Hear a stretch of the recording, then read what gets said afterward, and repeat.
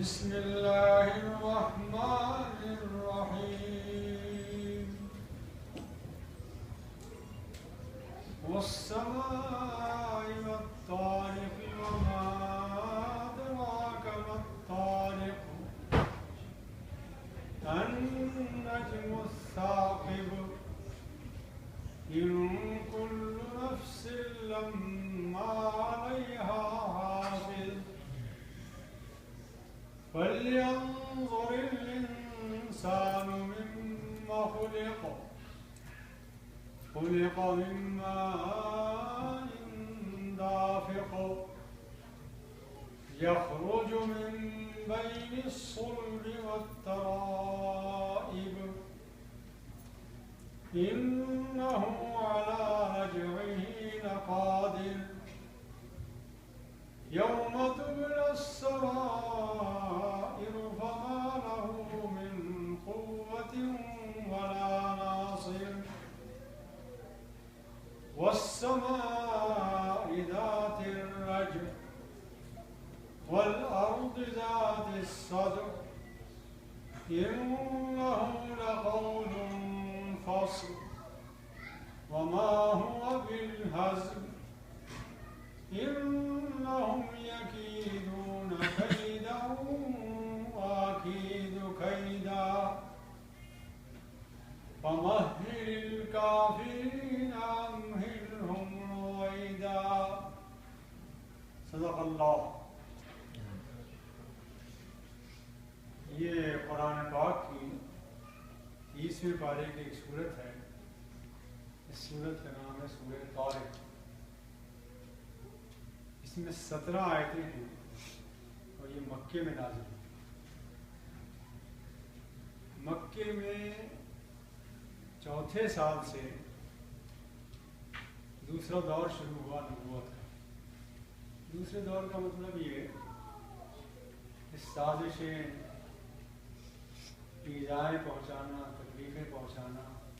شبہات پیدا کرنا اور مسلمانوں کے خلاف پروپیگنڈا کرنا اور مختلف قسم کی تحریکیں چلانا جس سے پست ہوں مسلمان اخلاقی اعتبار سے اور پریشانیاں انہیں لائق ہوں اور وہ تبلیغ کا کام بند کرے. یہ کام شروع ہو گیا سن 4 نبوت 4-5 کے دور میں نازل. اس میں اللہ تعالیٰ نے یہ کہا ہے، تسلی دی ہے مسلمانوں کو کہ ان کو اپنی سازشیں کرنے دو، جو بھی کچھ کریں یہ یقین رکھو کہ ان کی تمام سازشوں کے لیے اللہ کا ایک تدبیر کافی ہے. بے شمار سانپ اور اژدہے جادوگروں نے پھیلا دیے تھے، لیکن موسیٰ علیہ السلام کی ایک لاٹھی جب اژدہا بنی تو تمام سانپوں پہ نکل گئی. اسی طرح اللہ تعالیٰ نے بھی کہا ہے انہم یکیدون کیدا واکید کیدا، یہ اپنی سازشیں پھیلا رہے ہیں مگر اللہ تو غافل نہیں ہے، وہ بھی اپنی تدبیریں کر رہا ہے. فمہل الکافرین امہلہم رویدا، اے محمد صلی اللہ علیہ وسلم آپ ان کو تھوڑی سی مہلت دیجیے کہ یہ اپنی کارگزاریاں اور اپنی گلکاریاں کر لیں تاکہ ان کے دل کے ارمان بھی پورے ہو جائیں. آخر کار تباہی ہے، اس لیے کہ جو روش نے اختیار کر رکھی ہے رسول کے خلاف اس کا نتیجہ تباہی کے سوا کچھ نہیں. پہلی آیتوں میں یہ ہے والسماء والطارق. طارق کہتے ہیں رات کو دروازہ کھٹکھٹانے والے کو، رات کی تاریکی میں آنے والے کو. قسم ہے آسمان کی اور طارق کی جو رات کو نمودار ہوتا ہے. وما ادراک ما الطارق، اور تم نے کبھی کہاں غور کیا ہوگا کہ طارق کیا ہوتا ہے. اور یہ ایک ایسی نکتہ ایسی رگ پکڑی ہے گفتگو میں. آپ ہی سے پوچھتا ہوں، آپ گھر سے یہاں تک آئے، کار سے بھی اترے، نیچے بھی آئے، آسمان کی طرف اٹھا کے دیکھے تب دیکھیے آپ نے کہ تارے کیا کر رہے ہیں، کون دیکھتا، غور ہی نہیں کرتا ہوں گے تارے۔ اللہ ہم یہ کہے گا کہ کہہ رہا ہے کہ آنکھیں کھول کے چلو دنیا میں، دیکھو یہ تارے نظر آ رہے ہیں اور یہ ایک نہیں ہے، اتنے ہیں کہ تم گن نہیں سکتے، اور کچھ وہ ہیں جو تمہیں نظر بھی نہیں آ رہے ہیں، گہرے دوربینوں سے نظر آئیں گے، وہ تارے جو دوربینوں کے بغیر سر کی آنکھوں سے نظر آ رہے ہیں اور جن کی روشنی آسمان سے زمین تک پہنچ رہی طاقت ہے پردوں میں سے، وہی اتنے بے شمار ہیں۔ اور آپ دنیا کے کسی ملک میں چلے جائیں، یہ تارے ملیں گے کہ نہیں؟ ملیں گے نا؟ یہ آپ کو ڈھونڈ رہے ہیں، اتنے نگران اللہ نے آپ پر مقرر کر رکھے ہیں، تم نکل کے جاؤ گے کہاں دنیا سے، اس زمین سے؟ اتنے نگران اللہ تعالیٰ نے مقرر کر رکھے ہیں، قبضے میں کر رکھا ہے آپ کو کہ آپ کہیں بھی جائیں یہ تارے آپ کو برابر گھوریں گے، رات بھر دیکھیں گے آپ ہی ان سے چھپ جائیں تو الگ بات ہے، لیکن جب تک ان کے سامنے آئیں گے گھوریں گے آپ کو۔ تو کہا کہ اللہ تعالیٰ نے جس طرح یہ تارے آپ کو ہر وقت نظر آ رہے ہیں، اس کے سوا بھی اللہ تعالیٰ نے کچھ فرشتے مقرر کر رکھے ہیں جو ہر وقت آپ کی نگرانی کر رہے ہیں۔ یہاں یہ ہے ان کل نفس لما علیہا حافظ، کوئی بندہ ایسا نہیں ہے جس پر اللہ نے ایک نگراں فرشتہ مقرر نہ کر رکھا۔ اس سے پہلی صورت میں آیا تھا کرامن کاتبین، چند فرشتے مقرر کر رکھے ہیں جو 2 کرامن کاتبین ہیں۔ سورہ قاف میں ہے کہ ہر شخص کے ساتھ دائیں بائیں 2 فرشتے مقرر ہیں، اور سورہ قاف میں بات یہاں سے شروع کی ہے، وَلَقَدْ خَلَقْنَا الْإِنسَانَ، پیدا کیا ہم نے انسان کو۔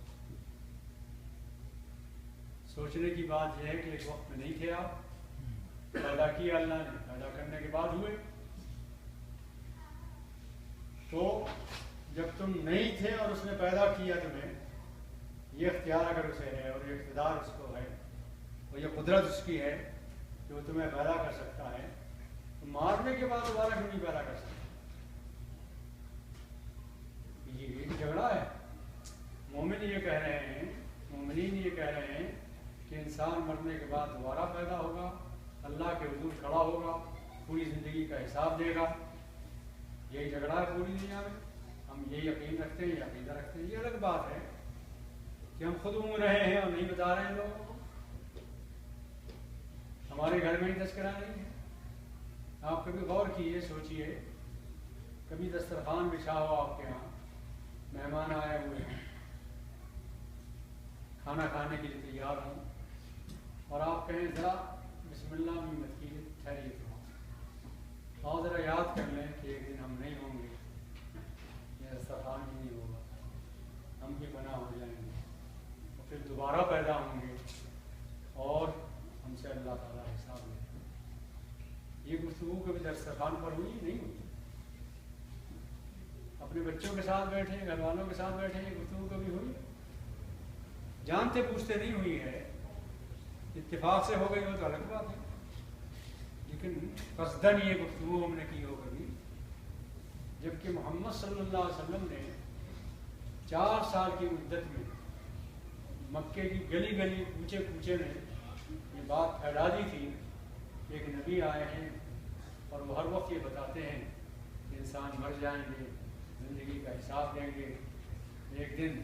لازماً حساب ہوگا۔ یہ چرچا عام مکے میں ہو گیا 4 سال سے۔ اما یتساءلون، یہ مکے کی گلی گلی کوچے کوچے کیا سوال جواب ہو رہے ہیں؟ عن النبأ العظیم، ایک بہت بڑے دن کے بارے میں بتایا جا رہا ہے، ہم فیہ مختلفون، اس کے بارے میں لوگ بڑا اختلاف کر رہے ہیں، مکے والے مان کر نہیں دے رہے، لیکن رسول اللہ صلی اللہ علیہ وسلم نے بات پھیلا دی۔ آج ہم کروڑوں کی تعداد میں ہیں، مگر ہمیں یہ کہہ کر کوئی نہیں مار رہا ہے کہ آخرت کو ماننے والے ہیں۔ ہمیں جو مارا جا رہا ہے زیادتی ہمارے ساتھ ہو رہی ہیں، اللہ تعالیٰ کے بہتان تراش کر ہمارا قتل ہو رہا ہے، لیکن کوئی یہ الزام لگائے ہم پر کہ یہ ایسی باتیں کرتے ہیں کہ مرنے کے بعد زندہ ہوں گے، دوبارہ حساب کتاب ہوگا، یہ باتیں کر رہے ہوں یا توحید کی باتیں کر رہے ہوں، یہ الزامات کوئی نہیں دیتا، اس لیے کہ ہم نے یہ سبق پڑھانا ہی چھوڑ دیا ہے، اس کا تذکرہ ہی چھوڑ دیا ہے۔ بڑے شوق سے سن رہا تھا زمانہ، ہم ہی سو گئے داستان ہے۔ تو اللہ تعالیٰ کہہ رہا ہے والسماء والطارق، آسمان کی قسم اور رات کو نمودار ہونے والے تارے کی قسم۔ تم کیا جانو کہ تارا کیا ہے؟ اس لیے کبھی غور کیا نہیں؟ زمین میں چلو پھرو تو غور کرتے ہوئے چلو کہ کون سی چیز کیا ہے، کیوں ہے، کیا کہہ رہی ہے۔ النجم الثاقب، یہ رات کو نمودار ہونے والے ستارے ہیں جو تیز روشنی والے ہیں، جن کی روشنی زمین تک پہنچ رہی ہے۔ کچھ وہ ہیں جو گہرے اور طاقتور سے دوربین سے نظر آئیں گے، ان کو چھوڑیے، اور ہر وقت یہ تمہیں تک رہے ہیں، گور رہے ہیں، دیکھ رہے ہیں۔ ان کل نفس لما علیہا حافظ، یہی نہیں تک رہے ہیں، ان کے علاوہ اللہ تعالیٰ نے اور فرشتے بھی تم پر مقرر کر رکھے جو ہر وقت تمہاری نگرانی کر رہے ہیں۔ تم کیا کر رہے ہو نوٹ ہو رہا ہے، ایک ایک حرکت نوٹ ہو رہی ہے۔ اتنا ہی نہیں، ما یلفظ من قول الا لدیہ رقیب عتید، زبان سے ادھر کوئی بات نکلتی نہیں کہ ادھر درج ہو جاتی ہے، ٹیپ ہو جاتی ہے۔ اور پھر اللہ تعالیٰ نے کہا کہ ایسے نگراں ہیں یعلمون ما تفعلون، انہیں معلوم ہے کہ جو کچھ تم کاوش کر رہے ہو، تمہارا دل کیا سوچ رہا ہے، تمہاری نیت کیا ہے، تمہارے ارادے کیا ہیں۔ دنیا کے یاد کردہ ٹیپ ریکارڈر یا سی ڈی تو صرف آواز نوٹ کرتی ہے نا، اللہ کے ٹیپ ریکارڈر جو ہیں، وہ سی ڈیاں جو ہیں وہ تیار ہو رہی ہیں، دل کے ارادوں کو، نیتوں کو، خیالات کو، جذبات کو، رجحانات کو، ہر چیز کو نوٹ کر یعلمون ما تفعلون۔ اب اللہ تعالیٰ نے کہا کہ اچھا اوپر کس سے نیچ کہا یہ بڑھاؤ، آسمان کو مت دیکھو، تم اپنے اوپر غور کرو۔ فَلْيَنظُرِ الْإِنسَانُ مِمَّا خُلِقَ، انسان غور کرے کہ وہ کس چیز سے پیدا ہوا۔ ایک بے جان بوند تھی، وہ بھی ناپاک۔ فَلْيَنظُرِ الْإِنسَانُ مِمَّا خُلِقَ، انسان غور کرے کس چیز سے پیدا ہوا۔ خُلِقَ مِن مَاءٍ دَافِقٍ، ایک اچھلنے والے قطرے سے پیدا، پچکاری سے جیسے اچھلتی ہے کوئی چیز، اس طرح اچھلنے والے ایک قطرے سے پیدا، ناپاک قطرہ۔ کوئی لیبارٹری ایسی ہے جس میں یہ ڈال دیں اور پیدا ہو جائے کوئی؟ اللہ تعالیٰ نے بندوبست کیا ہے، اس سے جیتا جاگتا بہترین مخلوق، بہترین انسان پیدا ہے، اور اتنی صلاحیتیں ہوتی ہیں اس میں، اتنی توانائیاں، اتنی طاقتیں ہوتی ہیں کہ کیا نہیں کیا اس نے اس دنیا میں۔ اسی بوند کی پانی کی بوند نے انسان پیدا ہونے کے بعد، انسان ہونے کے بعد کیا کچھ نہیں کیا۔ یخرج من بین الصلب والترائب، ریڑھ کی ہڈی اور سینے کی پسلیوں کے بیچ میں اس کا خزانہ ہے، یہاں سے یہ قطرہ نکلتا ہے، پیدا ہوتا ہے۔ انہ علی رجعہ لقادر، تو وہ رب جو اس بوند سے پیدا کر دیتا ہے، جیتے جاتے انسان کو، اتنی صلاحیتوں والے انسان کو، تو مرنے کے بعد دوبارہ وہ زندہ نہ کر سکے گا، یہ سمجھ میں نہیں آتی ہمارے، کیوں نہیں کر سکے؟ تم نہیں تھے، وہ پیدا کر دیے گئے، تو ایک مرتبہ ہونے کے بعد اگر فنا ہو گئے تو تمہارا بھی، جن فرشتوں نے تمہاری جان نکالی ہے وہ فرشتے تو ہیں، پھر جان ڈال سکتے ہیں۔ اور اس میں سورہ قاف میں یہ کہا ہے کہ ما ينقص من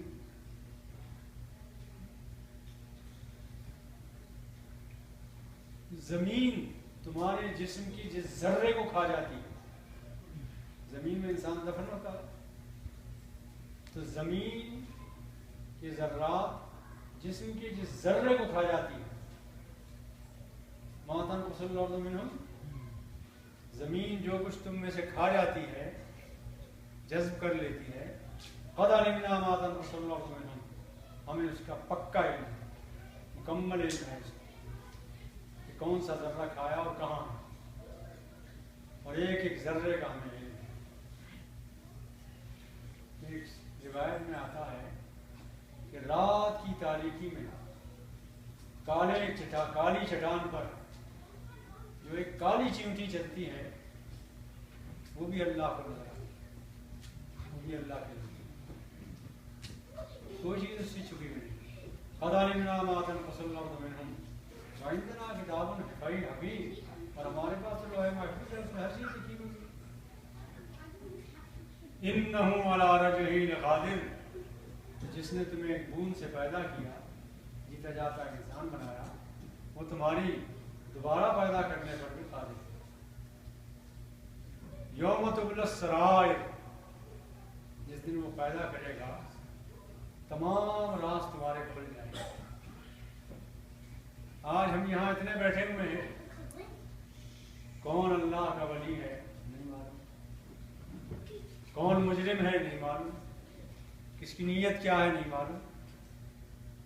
کل حشر کے میدان میں یوم ہم بارزون، ہر ایک بے نقاب ہو گیا، ایک ایک راز اس کا کھل جائے، اس کی نیت بھی معلوم ہو جائے گی، اس کا ارادہ بھی معلوم ہو جائے گا، اس لیے کہ سب کچھ اللہ کے سامنے پڑا ہوا۔ اللہ کے علم تو ویسے قد علمنا ما تنقص الارض منہم، اس کے علاوہ قرآن نے کہا ہے وَلَقَدْ خَلَقْنَا الْإِنسَانَ وَنَعْلَمُ مَا تُوَسْوِسُ بِهِ نَفْسُهُ، ہم نے انسان کو پیدا کیا ہے اور اس کے نفس میں، اس کے دل میں جو وسوسے اٹھتے ہیں، جو خیالات اٹھتے ہیں، جو ارادے بنتے ہیں، قد علمنا، اس سے پہلے کہ وہ واقف ہو ہم واقف ہو جاتے ہیں۔ اللہ ہم سے پہلے واقف ہوتا ہے اسے۔ پھر ایک جگہ قرآن میں اور ایک بات کہی اللہ تعالیٰ نے، ان اللہ یحول بین المرء و قلبی، ایک انسان کا نفس ہے اور ایک انسان کا دل ہے، دل میں جذبات اٹھتے ہیں، انسان جانتا ہے، لیکن اللہ تعالیٰ کہتا ہے کہ تمہارے نفس کے اور تمہارے دل کے درمیان اللہ حائل ہے۔ اللہ پہلے جانتا ہے کہ تمہارے نفس میں، تمہارے دل میں کیا جذبے اٹھ رہے ہیں، اتنا واقع۔ اسی لیے نبی صلی اللہ علیہ وسلم فرماتے تھے یا مقلب القلوب ثبت قلبی علی دینک، اے دلوں کو پھیرنے والے میرے دل کو دین پر جما دے۔ عائشہ صدیقہ نے پوچھا یا رسول اللہ، آپ بھی یہ دعا کرتے ہیں، خاتم النبیین ہیں، اللہ نے آپ کو بڑا مرتبہ دیا ہے، آپ کو بھی دعا کرنی ہے کہ میرے دل کو دین پر جما دیں؟ تو فرمایا رسول اللہ صلی اللہ علیہ وسلم نے، یا عائشہ القلب بین اصبع الرحمن، انسان کا دل اللہ کی چٹکی میں ہے، یصرفہ کیف یشاء، جدھر چاہتا ہے اللہ اسے موڑتا رہے، کس لمحے کدھر موڑ دے کچھ پتہ نہیں۔ اس لیے ہر وقت اپنی نگرانی رکھو، کسی وقت دل میں ایسے خیالات نہ آ جائیں کہ اللہ تعالیٰ اسی طرف دیکھتے رہے، ہر وقت نگرانی رکھو۔ اس لیے نبی صلی اللہ علیہ وسلم اکثر یہ دعا کرتے تھے، یا مصرف القلوب صرف قلبی علی دینک، یا مصرف القلوب ثبت قلبی علی دینک، اے دلوں کے گھیرنے والے میرے دل کو دین پر جما دے۔ یوم تبلی السرائر، جس وقت کے راز کھولے جائیں گے حشر کے میدان میں، فما لہ من قوہ، کسی کی مجال نہیں ہوگی کہ اللہ میں سے کہے کہ یہ کیوں کھل رہا ہے، کوئی قوت کسی میں نہیں ہوگی، ولا ناصر، اور کوئی مدد کرنے والا بھی نہیں ہوگا، کسی کا کوئی حامی و ناصر نہیں ہوگا۔ جھوٹی شفاعت کے بہت سے لوگوں نے ترکیبیں سوچ رکھی ہیں، منصوبے بنا رکھے ہیں، فلاں سے شفاعت کرا لیں گے، فلاں سے کرا لیں گے، فلاں سے کرا لیں گے، سب کو اپنی اپنی بڑی ہوگی۔ والسماء ذات الرجع، قسم ہے اس آسمان کی جو بادلوں والا ہے، بارشوں والا، رج کہتے ہیں بارش کو، اور رجا بارش کو اس لیے کہتے ہیں کہ بارش بار بار ہوتی ہے، ایک مرتبہ ہو کر ختم نہیں ہو جاتی، پھر ہوتی ہے، پھر نہیں ہوتی، پھر ہوتی ہے، پھر ہوتی ہے، پھر ہوتی ہے۔ اور اسے رجا اس لیے بھی کہتے ہیں کہ یہ پانی زمین سے اٹھتا ہے، اوپر جاتا ہے، پھر زمین میں آ جاتا ہے، لوٹ آتا ہے۔ تو لوٹنے کی اتنی ترکیبیں اور اتنے نمونے تو تمہارے سامنے ہیں، تم اپنے لوٹنے سے پریشان ہو۔ زمین سے پانی اٹھتا ہے، اوپر جاتا ہے، بادل بنتے ہیں، پھر لوٹ آتا ہے زمین میں، پھر سمندر میں مل جاتا ہے، مگر تمہارے لوٹنے کا جب ذکر آتا ہے تو تم مانتے نہیں۔ وَالسَّمَاءِ ذَاتِ الرَّجْعِ وَالْأَرْضِ ذَاتِ الصَّدْعِ، اور زمین جو پھٹ جاتی ہے، جس وقت ٹھیک جس وقت آسمان سے پانی برستا ہے، زمین کو نمی ملتی ہے، تو زمین پھٹنے لگتی ہے، اس میں سے کوپلیں اٹھتی ہیں، چھوٹے چھوٹے درخت اسی کوپلے میں، فصل بہار آ جاتی ہے۔ ٹھیک اسی طرح قرآن کی بارش نبی صلی اللہ علیہ وسلم کے ذریعے ہو رہی ہے۔ جس زمین میں، جس دل کی زمین میں پھل دینے کی طاقت ہوگی، بہار لانے کی طاقت ہوگی، وہ انشاءاللہ قرآن کے ذریعے سے پھلیں گی، پھولیں گی وہ زمین۔ ہر دل کی زمین نہیں پھولے گی، جس میں یہ جان ہوگی، جس میں یہ طاقت ہوگی کہ پھل پھولے، اس میں محنتی فصل نیکیوں کی، دین کی، اسلام کی وہ کرے گی، اور جس میں طاقت نہیں ہوگی، صلاحیت نہیں ہوگی، نہیں پھلے گی۔ اِنَّهُ لَقَوْلٌ فَصْلٌ، یہ بہت سنجیدہ کلام ہے، فیصلہ کن کلام ہے قرآن، یہ غیر سنجیدہ کا کلام نہیں ہے، یہ وقتی شاعری نہیں ہے، ایک شاعر نے کی اور ہوئی نہ ہوئی، یہ سنجیدہ کلام ہے، اللہ کا نازل کردہ کلام۔ وما هو بالهزل، یہ غیر سنجیدہ کام نہیں، مذاق نہیں ہے۔ انہم یکیدون کیدا، اس قرآن کو دبانے کے لیے، اس قرآن کو مٹانے کے لیے، یہ آج قریش ہی کوششیں کر رہے ہیں، اس سے پہلے بھی کوششیں ہوئی، ان کو مٹا دیا ہم نے۔ آج یہ کوششیں کر رہے ہیں، ان کی کوششیں بھی کامیاب نہیں ہوں، اور آج ہمارے دور میں بھی یہ کوششیں ہو رہی ہیں کہ قرآن کی تعلیم کو کس طرح نیست نابود کریں، جیسے جو تدبیریں ہوں، جو ترکیبیں بھی ہوں، سب اختیار کریں، لیکن جو تدبیر بھی اختیار کر رہی ہے دنیا، وہ الٹی ثابت ہو رہی ہے۔ میں نے قصہ سنایا تھا کہ کلکتے میں ایک غیر مسلم نے یہ مقدمہ دائر کیا کہ ہندوستان اب آزاد ہو چکا ہے، یہاں قرآن چھاپا جائے، اس میں سے 22 آیتیں وہ نکال دی جائیں، جس میں